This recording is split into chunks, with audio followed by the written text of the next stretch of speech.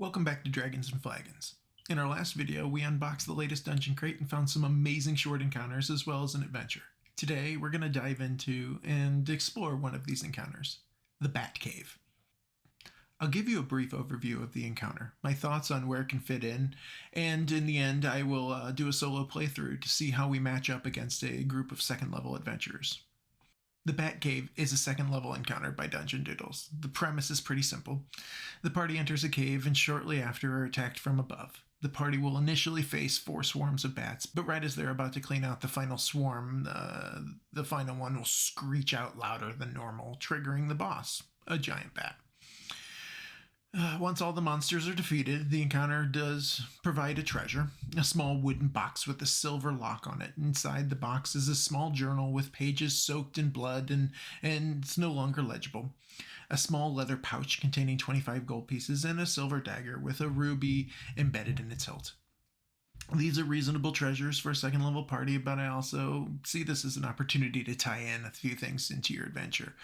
You could really put anything you want into the box. Maybe a journal has a few pages that are indeed legible, providing the location of a great treasure, or maybe the dagger's cursed. Sky's limit. In fact, I'm kind of curious to see what you'd put in the box. Would you consider making this low-level encounter critical to your campaign as a whole? Or would your players immediately suspect something when they find themselves in a cave looking for a place to sleep? Honestly, I kind of see it as it's raining outside, they need a place to sleep, they need a place for cover, for safety. So, they're second level. They don't have all of the wonderful utilities. They're in between towns. They found a cave. Let them find the cave. Don't push it on them. But when they find the cave, they can go in, make their fire, give them a couple skill checks because they're pretty early on in the game. Maybe they're newer players. Skill checks are always fun. They can feel successful about it. Perception checks, whatever, and then have the bats attack. It could be kind of fun. I don't know. Before we get into the actual gameplay, let's look at our cast of characters here. I grabbed some minis that I had lying around, created some characters basically solely off of the appearance of the mini. So starting from the left, we have Faith, an elf cleric, light domain cleric at the level. Everyone is at level 2. Huntress to the next one over is our ranger, human ranger. Oscus is our human barbarian, the next guy over here, and then leading up the end here is Trevor, our halfling rogue. So yeah, this will be our party to enter into. I've pre-drawn the cave, and you can see in the background, kind of out of focus here, is the actual map that is provided. So I did my best to draw it. There's a rock, and then it mentions a chest in there, so I've put a nice little treasure chest.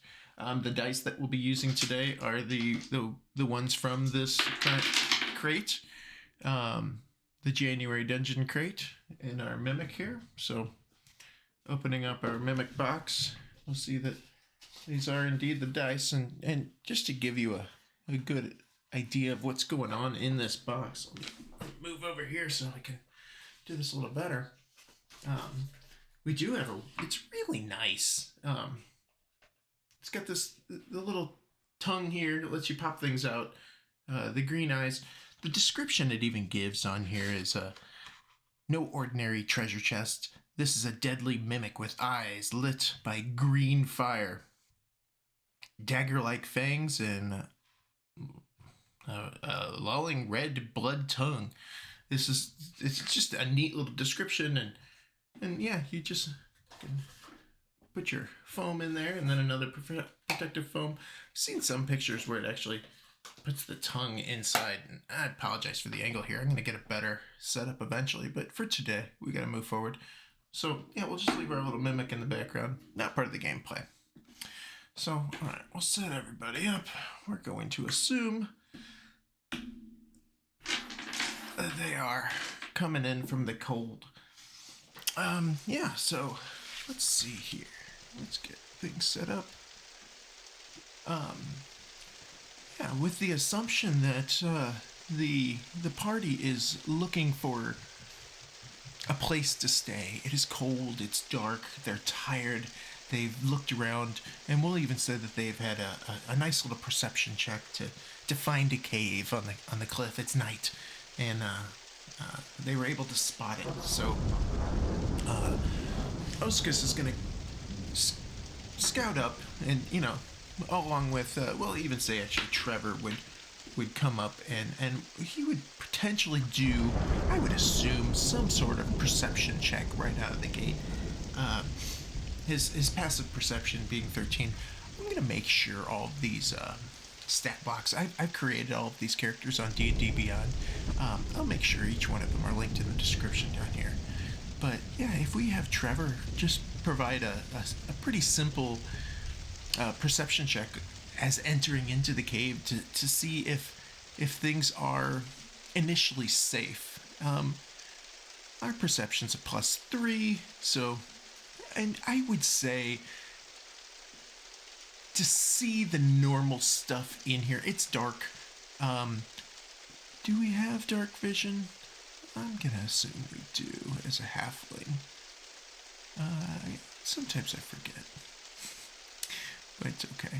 I'm sure others have memorized everything and can make fun of me later. But either way, walking in, they're going to want to make a fire. They're going to want to do all the normal things. So fire's not necessarily out of the question. So let's take a look. A 3. He's going to look in here, and yeah, as the description says, light pours over the bone-covered floor of the cave. The slick and shiny walls lead high above the pitch-black ceiling. The remains of what looks to be a once mighty adventurer lay near a rock towards the back wall. His headless corpse clings to a small wooden box with a silver lock. Our party doesn't notice anything walking in, so they would enter into this cave after scouting about a bit, and believing that they're safe, would begin to start making camp, would be settling in, at which time the opponent would attack. This cave is roughly 60 feet wide by 50 feet from entrance to back wall. The floor is covered with guano and bones of fallen adventurers. There's really nothing of importance in here, and with that 6 of a perception check, our little thief or our little rogue didn't really see anything important. So I would almost say that there's no reason to bats live in caves. Bottom line. So there's really no reason for any of these people to be super suspicious. So as they sit around and start making their camp, I would say the 4 swarms of bats would swoop down from the ceiling. And going off of our adventure in the back here, we'll try to get relatively close to where they say. Let's be fair about this, and we'll say maybe here, swooping down. Oh, our character is on that spot, so I'll put one there, and we're just going to use these little pogs. These pogs are from the Dungeons and Dragons campaign cases. It didn't come with a swarm of bats sticker decal, so the pogs will do just fine. Yes, there is metagaming when it comes to solo playing, especially when you've read the adventure and you're testing things out. But I think we can get over that part of it. So yeah, as our bats come down and surprise our characters, but they're still, I'm not going to assume that there's an actual surprise round or anything. But our bats will come down and attack us. I think it's a good time to start rolling for initiative. And you know what? We're just going to keep track right over here. So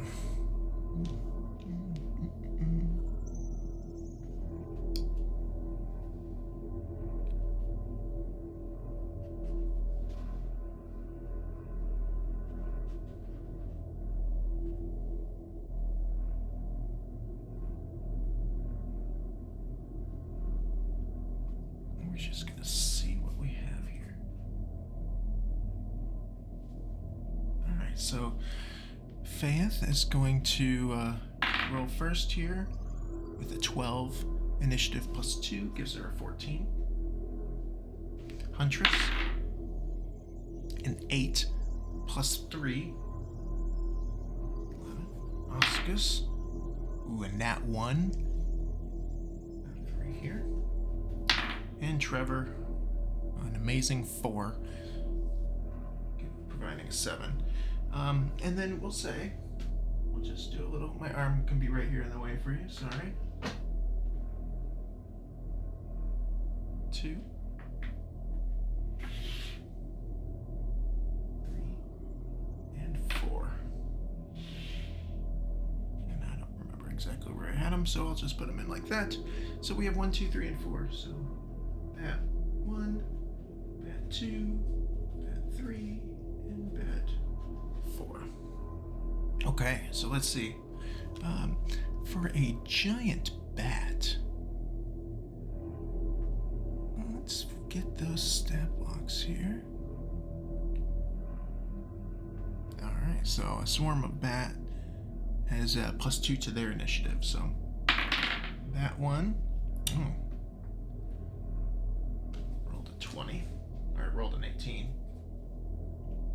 Bat 2, wow, 18 again. Look at this.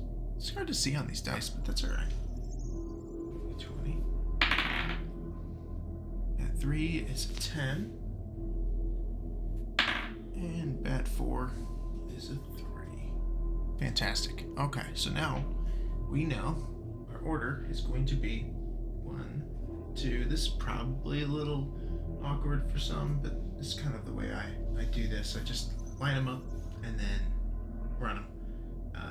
And then 4, 5, 6, 7, 8. I typically let PCs go before others. So now I typically also give a little marker, and my arm will be right in the way here, a marker to see where we are at. So we're going to be at 1, so 1 it is. So bat 1 is going to come down and immediately come in and attack our cleric. So we're going to come over here, and a swarm of bats will do a melee attack, a bite attack. They get a plus 4 and a reach of 0. So really, the swarm of bats is right here in the same area as our cleric. Alright. Rolling an 8 plus the 4, it gives us a 12. What is our armor for our fun little... Armor is 18, so unfortunately for the bats, they miss, or I guess fortunately for us. So we're going to move down to number 2. Bat 2 will come up and attack Trevor. So the swarm is actually going to swarm into Trevor, giving a 14 plus 4 is 18. Unfortunately, I don't think Trevor's going to be able to defend that. So our bats are going to get a whopping, because they haven't been damaged of any sort, and we have over half of our energy, so we're going to do a 2d4. I didn't pull a second d4 out. I can. Alright, poor little Trevor's going to take 4 damage here. Yeah, just a straight 4. So poor Trevor. That moves us to the next person. I'm just logging it over here. So Trevor is down by 4. Trevor's entire hit points are 17, so not fantastic. But we're still squishy, we're still small, and yeah, that's what it is. Alright, so we're going to move up to Faith. Faith is going next. Our cleric is definitely gonna not enjoy the fact that there are a swarm of bats all around. I would assume right out of the gate it's probably going to let's say Sacred Flame. It's difficult to know what's going on when you're being surrounded and what have you. So the bats that are in our friend here, they're going to have to make a dexterity saving throw with a DC 13.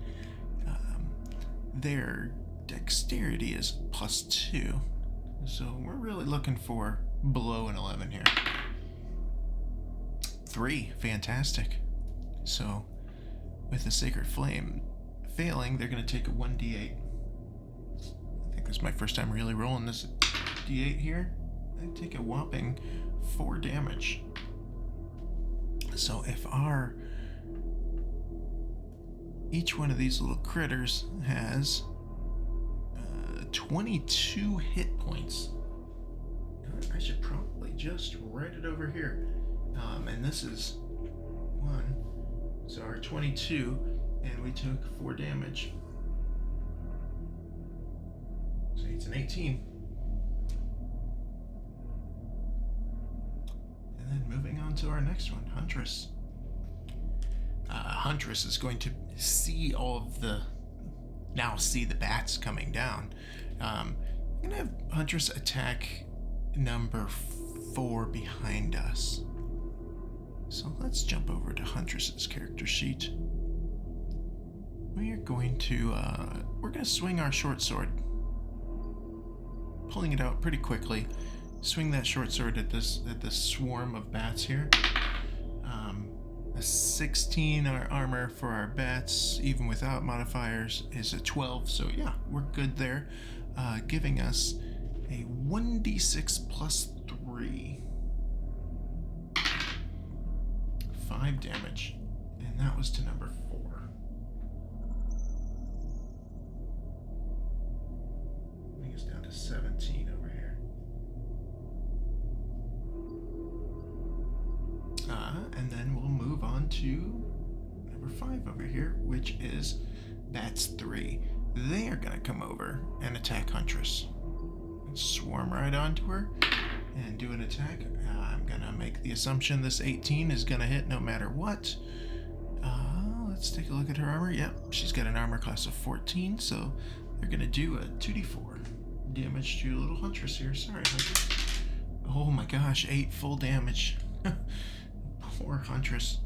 Alright, Huntress is going to take her 8 damage. She's went from, she had 20 hit points originally, now down to her 12. Number 6, coming over to Trevor. Trevor is being swarmed, for lack of a better word, by a swarm of bats here. Let's go find Trevor's sheet. Trevor is pretty close to others, so we are gonna definitely get a sneak attack.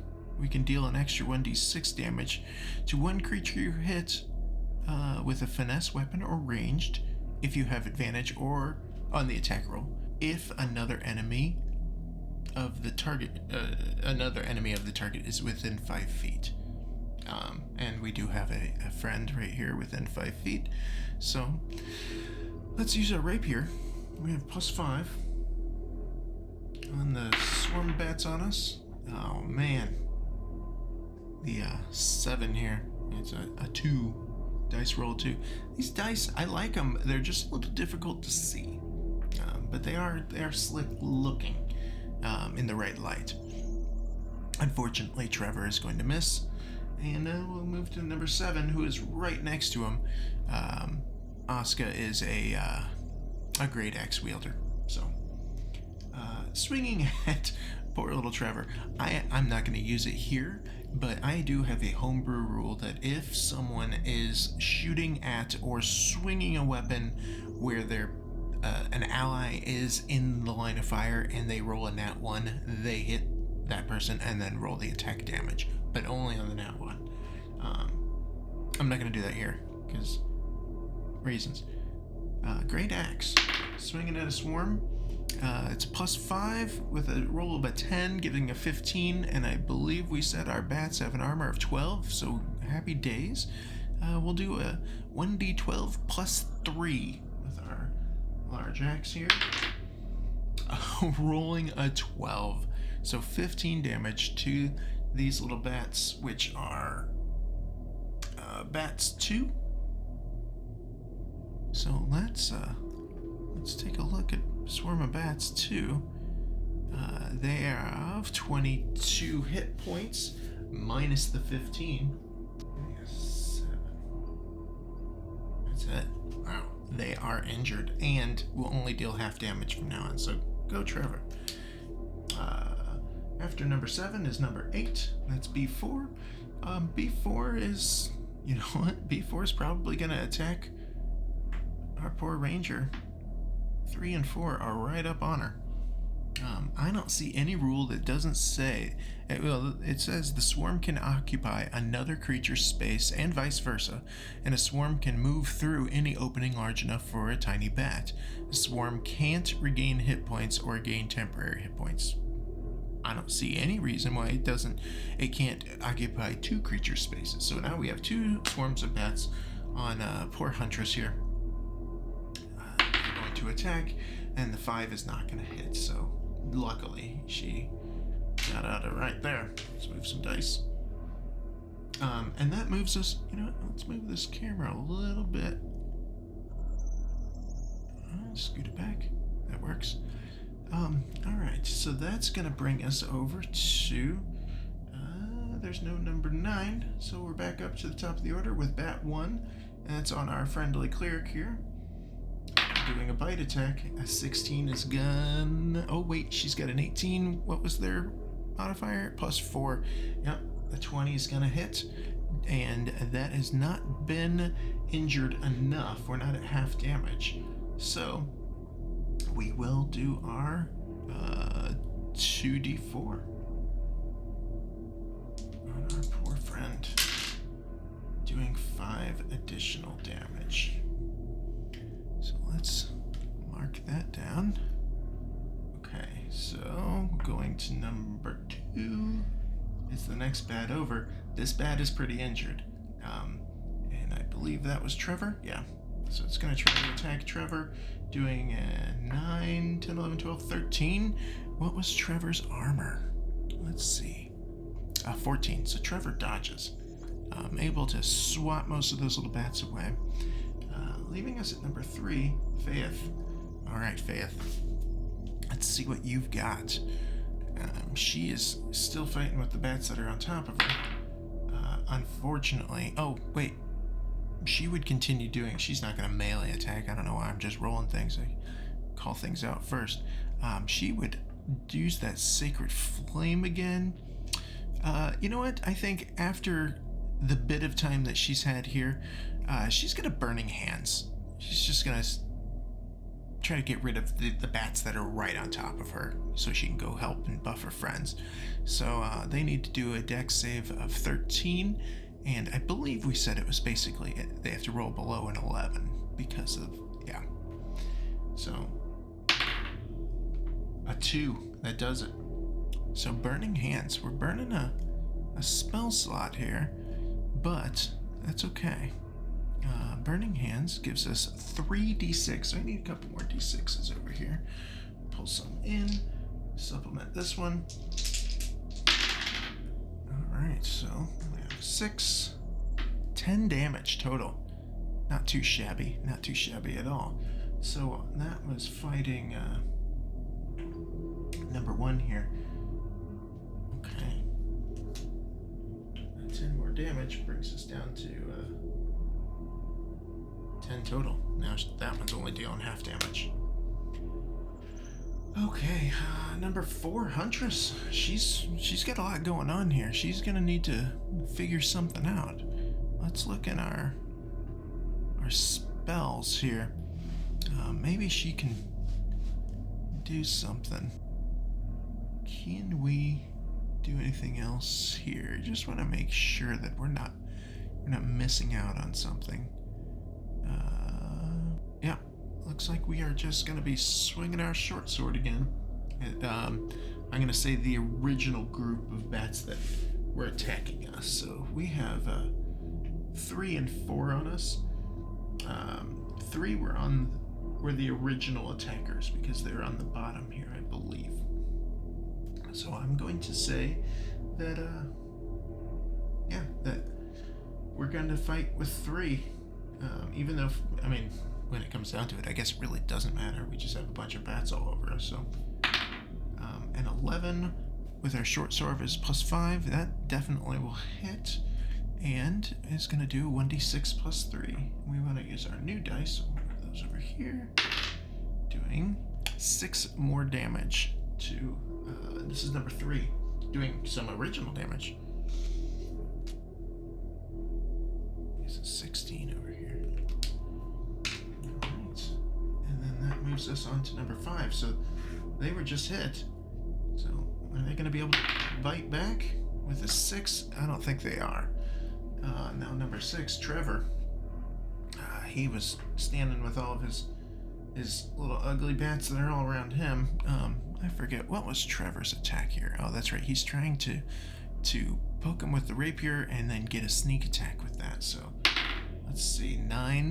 The rapier was a +5. It's 14. I believe actually that does hit with an armor of 12. So we do get that hit, and rapier gives a d8 +3. So rolling an 8. That would kill the bats that are on him. So let's move them out of play here. Good job. Good job. So, and it's 2. Dead. Alright, so now moving to number 7. Oscus. He's gonna go running over to, Huntress is not doing too well here. He's gonna swing his axe right through. Let's try not to hit our friend. Well, it doesn't matter with this. We're not gonna do the homebrew, but try not to hit our friend either way. A 9. What was our modifier for our great axe? Is a +5. That hits again. So it's a d12, and I'm gonna say we're gonna start with we're gonna do on the bottom. We'll start bottom up. So d12 +3. Going back to, we have our d12 +3, doing 6 more damage to number 3, dropping us down to 10. Now that one's only going to give us half damage when attacking. Now number 8 on the number 4 here, B4, Bats 4. That one's the only one that can do full damage to us. So let's give that a go. Huntress again, an 11 +4, I believe. Let's just confirm. Let's be fair. Yep, it's 15. And Huntress's armor is 14, so it does hit. And it's the only one that can do full damage. So another 2d4 to our Huntress here, doing 5 damage. So I'm gonna mark that on my character sheet so I don't forget.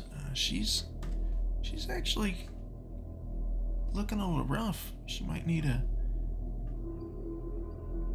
little healing in the near future. Let's go back to our original bats. Our B1. We're fighting our cleric. Oh, sorry, Huntress. Didn't mean to do that. So a 15 is not going to hit the cleric. Thank goodness. Armor class of 18. That would be our scale mail dexterity bonus and a shield. Right. And, number 2. These bats aren't going anywhere. They're just sitting there.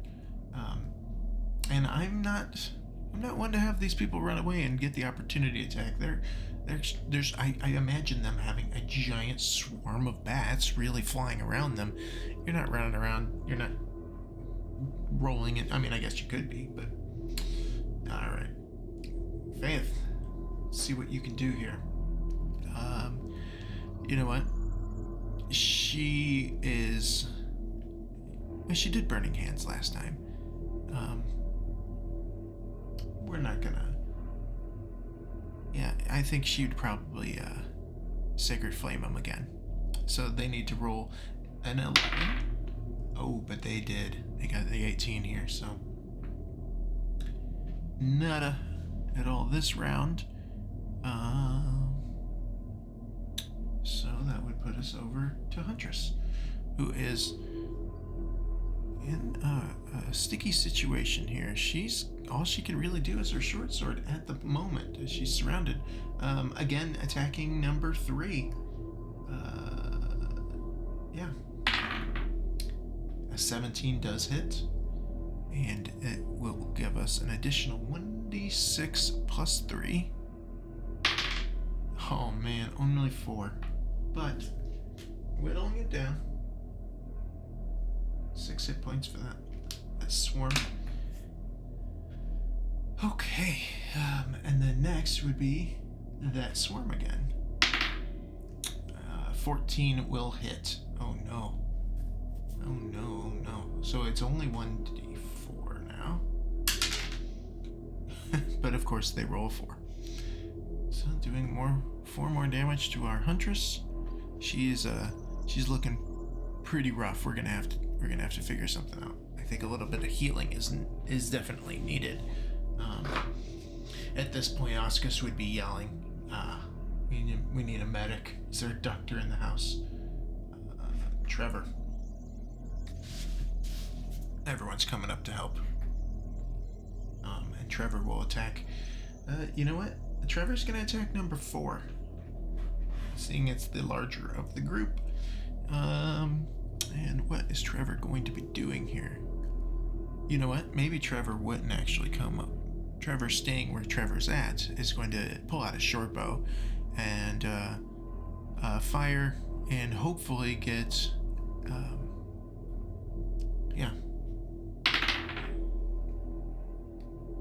it's a 9, and our short bow is plus 5, so 14. That does hit, doing 1d6 plus 3 damage.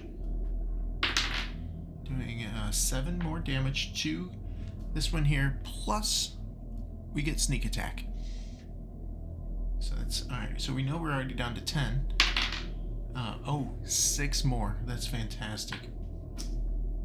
So now we're down to 4. That's awesome. Did a good job there, Trevor. Good job. Oscus is gonna swing his big old axe right into, I guess 3. We'll do that one. Alright, so 18. And I probably was gonna rage, but I totally forgot again, but that's okay. So 18 plus all the other stuff, so d12 plus 3. 5 plus 3 is 8, killing the next group. Good job. Good job. Now number 3 is gone. 2 down. 2 down. Okay, so moving over to number 8, they're going to try biting Huntress one more time. 14 does hit. Poor Huntress. I think she's going to fall. It's this one. We're using our new Mimic dice. Only 1 damage. Oh, good. Good. She's still standing. If I made you sing there, I'm sorry. I'm still standing. She's down to 2 hit points. Okay. And let's jump over to the top of the order, round 3, with our mean old bats that are attacking our cleric. Nat 1. Nada. We're just gonna keep moving. 2's dead. 3. Our cleric is going to definitely seeing our friend, even though she's surrounded by all of these horrible things. Oh, yeah, I did. I took a healing word, and so we're going to heal our friend. 1d4 plus 3. We gotta use our new one. Giving 4 plus 3, and I believe, nope, because we picked light domain cleric. We don't get any additional healing or anything along those lines. But if we continued playing with this subclass, we'd get fireball. So that was 4 plus 3 is 7 more health for Huntress. So let me add that here. 7 healing. She's back up to 9. We're gonna make it. Good deal. Okay, and then check off 1 more spell slot. We're down to only 1 spell left for our healer here. That was a bonus action, so Potentially, we still get something here. You know what? We're just gonna sacred flame the same ones that are on us, so they need to roll 11 or lower. 15 doesn't matter. They get through it. All right, now number 4, Huntress. Huntress is going to hopefully be able to get out of this mess here. And short-sworded again. The 4 is not gonna do it. She's not feeling it. She's been beaten up, healed back, but still being swarmed around. It's been a rough. She just came into this cave just to relax. 5 is dead. So 6, Trevor. You know what? Trevor's going to attack the same one that's on Huntress too. Huntress still seems like she's in a bad spot. So short bow again from our little rogue. And sneak attack if we hit. So +5. And just so you can see it, there's the nat 20. That's a little overkill for this one, but that's okay. So we are going to roll our double damage, 2d6 +3, giving us 7. This critter only had 4 anyway, so I'm not even gonna bother rolling all the other stuff. Wow. And then a 2 for the sneak attack. Fine. Huntress, you're safe. Congratulations. She's very appreciative. Phew, thank you. Alright, so now moving on after Trevor, Oscus is going to turn around.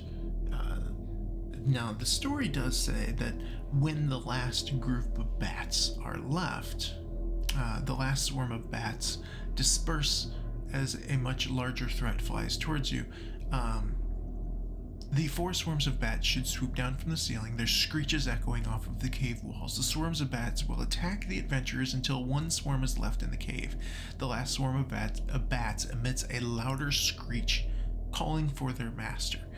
I'm going to say it does screech here, but I don't think it's possible for this bat to get away, because I believe it was saying that it should fly away from a.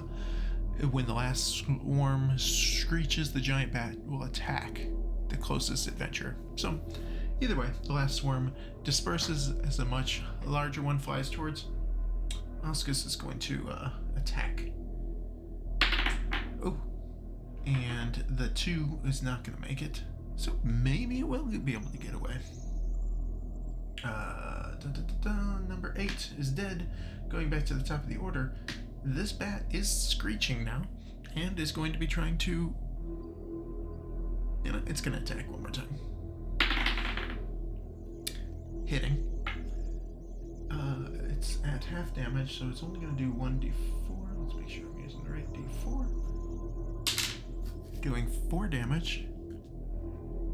And now she's down to 8 hit points from her original 17. And then our swarm of bats. Either way, I thought I originally read that it would try to fly away, so it's going to try to fly. And as it starts moving away, opportunity attacks from both of those. Faith going first, she has. I would say that she probably has her mace handy. So we're going to swing our mace. We get a +1 to the attack.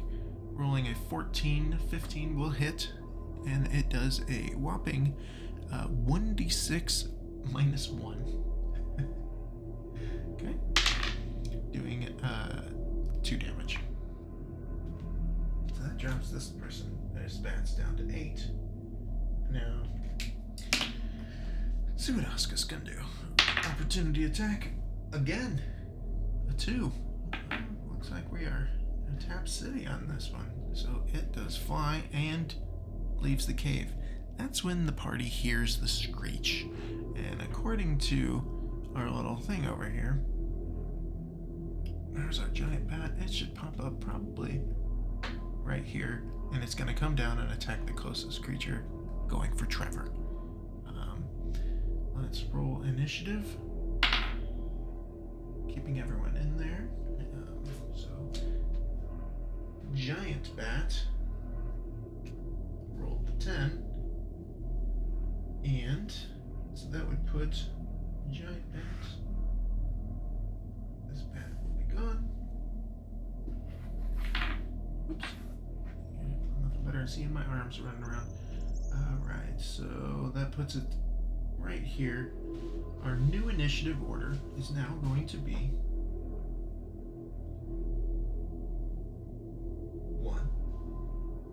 Huntress is now 2.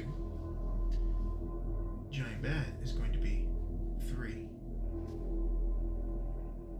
4, and 5. Hooray.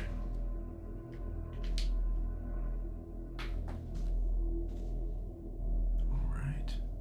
Going back over, Giant Bat comes down. I forget. We were on 1, so we're gonna go over to what would be 2, which is now the top of the order for Faith.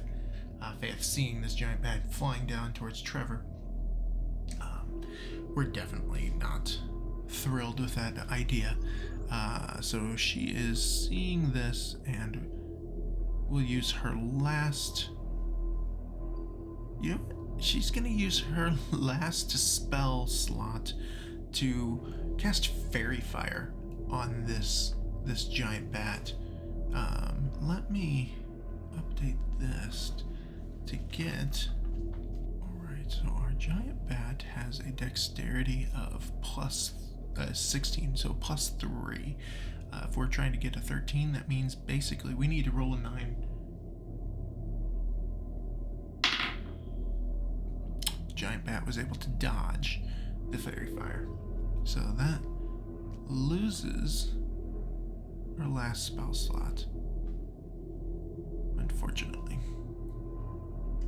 And then the next one up is going to be Huntress. Seeing this, she pulls out her bow. Definitely. She is going to mark this bat as her favorite foe, allowing her to get an additional d4. So when you mark the creature with an attack, when you hit the creature with an attack roll, you can mark it as your favorite enemy. So we're making the assumption that we're going to hit. Maybe we don't, but we're going to try. We're going to pull out our longbow. We have a plus 7. Doing 13 plus 7. I forget. What is our Giant Bat's armor? Is 13. Fantastic. We definitely hit. So that Huntress is going to get to do a d8 plus 3. 6, 7, 8, 9, and then an additional d4. Let's make sure we use the right one here. 9 plus 3, 10, 11, 12 damage. That's pretty good for our Giant Bat with 22 hit points.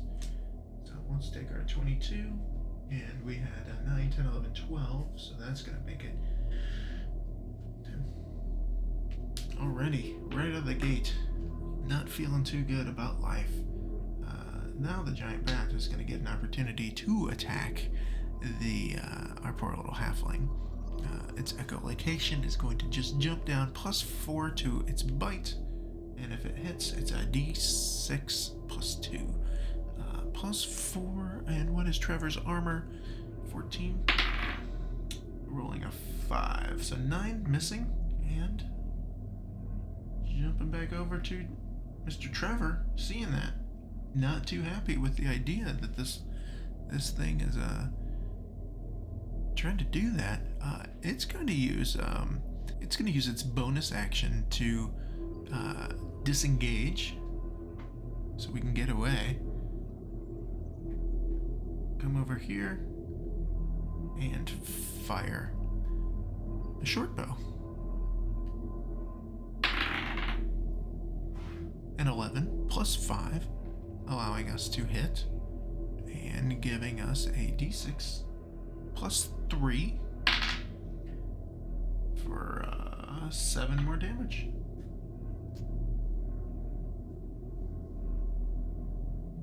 Alright, so this Giant Bat only has 3 more hit points left. Alright, So we're gonna rage right on over and hopefully hit. Wow, another 2. I think that's the 3rd in a row. That does no good for us. Going back to the top of the order, Faith is going to. Oh, really, all it can do is it's going to Sacred Flame, so it's got to roll. I forget what it sticks. Oh, it was a 9. And yep, it dodges that. And we're going to go to the next one. Huntress is going to fire her bow. At these low levels, I don't think these cantrips are going to do too much for anybody. So she already has the favored foe on this bad boy. So +7. 17 does indeed hit. I think this should, yes, this will do it because we have a +3 to this D8 attack anyway. But just because it's our last attack, 7 damage plus an additional 4. Oh, actually 4, yeah. So 11 damage, effectively killing this thing. And at this point, the party could open up the treasure box, and just so we can see what's in our treasure box, we could have, we could put gems in here. We can put the journal. We can put anything we want in there. That'd be fantastic and fun. But yeah, that wraps up the little bit of combat. I do think that this is a fun little combat adventure, even if you're, you just give a couple extra experience points. It didn't really take too terribly long, about 30 to 45 minutes, depending on how prepared and how what have you. I could see this stretching out into an hour if you guys wanted to chat and talk, plus some investigations. So for a 3-hour session, this could be almost half of your session just trying to get a long rest.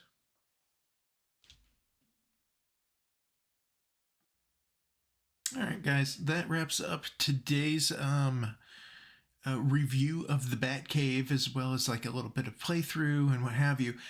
You'll notice that I magically have changed shirts and clothing. I had to re-record this because me and computers aren't getting along today. So yeah, but that wraps it up. If you have any questions, comments, concerns, did I do something stupid, put it down below. I'd love to see it. And yeah, I mean, I know I'm new to this, and I'm hopefully gonna get better, but if not, you'll let me know and you won't watch. So, but I'm gonna do it either way because I'm enjoying every minute of it. It's a lot of hard work, but it is what it is. So I'll see you all next time, and thank you very much.